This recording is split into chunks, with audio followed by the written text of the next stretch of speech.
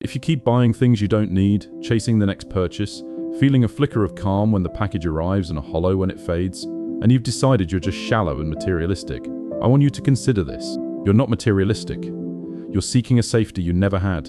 The things were never really the point. They're stand-ins for a feeling you've been hunting your whole life. Somewhere along the way, we made wanting things a moral failing. The materialistic person is shallow, greedy, lost in surfaces. So when you notice the pull, the cart you keep filling, the upgrade you keep eyeing, the small rush of acquiring, you fold it into the story that something's wrong with your values. But I want to take the shame off the table entirely, because almost nobody who chases stuff is actually chasing stuff. They're chasing what the stuff seems to promise. And underneath that promise, more often than not, is one quiet, desperate word: safe.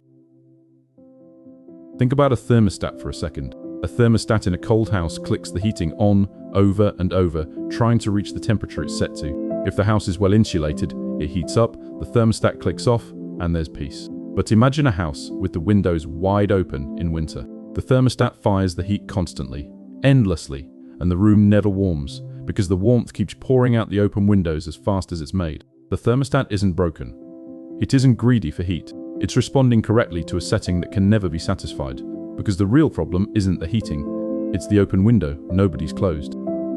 That's what the buying is. The purchase is the heat clicking on. A real, momentary hit of warmth, a flush of safety, of I'm okay, I'm provided for, I've got enough. And then it pours straight out the open window, because the cold it's trying to fill isn't in the room. It's a draft from much further back.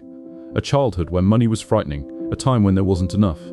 A deep down sense that security is something that could vanish at any moment.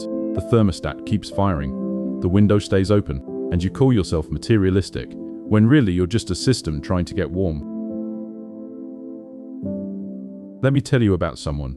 I'll call her Elena. Elena had a closet that overflowed, drawers that wouldn't close, and a credit card balance that quietly terrified her. She'd buy something, feel a wave of relief, wear it once or never, and feel the relief drain away within days, leaving her reaching for the next thing. She called herself shallow, vain, hopelessly materialistic. She'd try to stop, white-knuckle it for a few weeks, and then the pull would return, stronger, and she'd cave and hate herself a little more.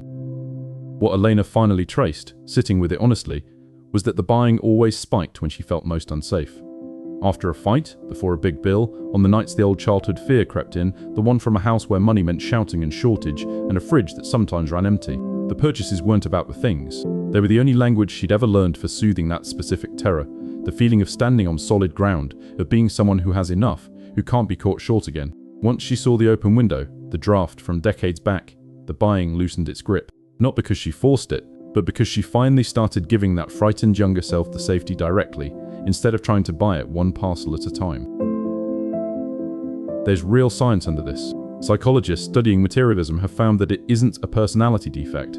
It's most strongly predicted by insecurity. In a now well-known set of studies, the researcher Tim Kasser showed that people raised in conditions of lower emotional or economic security grow up significantly more materialistic, and that even temporarily making someone feel insecure, reminding them of threat, of death, of not having enough, measurably increases their desire to acquire and possess. Materialism, the research keeps showing, is a coping strategy. It's what the unsafe psyche reaches for to manage a fear it can't otherwise soothe. The wanting isn't shallow. It's a wound, looking for a bandage in the shape of an object. So if you've been calling yourself materialistic, here are 3 things I want you to understand about what you're really reaching for.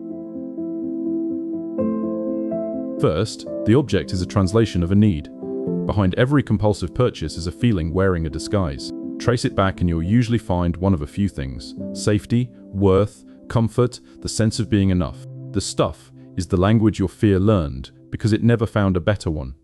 You're not chasing possessions. You're chasing a state of being, and you got handed a catalogue instead of the real thing. Second, you can't buy your way to a feeling that money never caused. If the cold is a draft from your past, no amount of heat poured into the present will fill it, because the warmth keeps escaping out the same old window. This is why the relief always fades. The purchase addresses the symptom, never the source. The hunt feels endless, because you're trying to satisfy in the present a hunger that belongs to the past. Close the window, and the thermostat finally gets to rest. Third, name the safety directly and give it to yourself on purpose. The way out isn't shame, and it isn't deprivation. White-knuckling against the pull just leaves the window wide open. The way out is to find what the buying is actually reaching for, and to meet that need at the source. Build the real safety. The savings buffer, the steady ground, the reassurance to the frightened part of you that the shortage is over. When the coal gets warmed where it actually lives, the desperate clicking of the thermostat quietly stops on its own. So stop standing in your overflowing closet, ashamed of yourself, calling it shallowness when it was always a wound. You were never materialistic. You were simply a thermostat firing into a room with an open window, trying to warm a cold that was never in the present. And the answer was never to buy more or to shame yourself harder. It was to find the draft and close it. The writer James Baldwin once observed that money, it turned out, was exactly like sex. You thought of nothing else if you didn't have it, and thought of other things if you did. He understood that the obsession was never really about the thing itself. It was about the safety its absence stole, and the peace its presence might finally allow. That's not greed. That's a frightened part of you, asking to feel safe at last. You were never materialistic. You were just cold, in a way no purchase could ever reach. So stop scolding the thermostat, and go close the window so the warmth you've been chasing finally has somewhere to stay.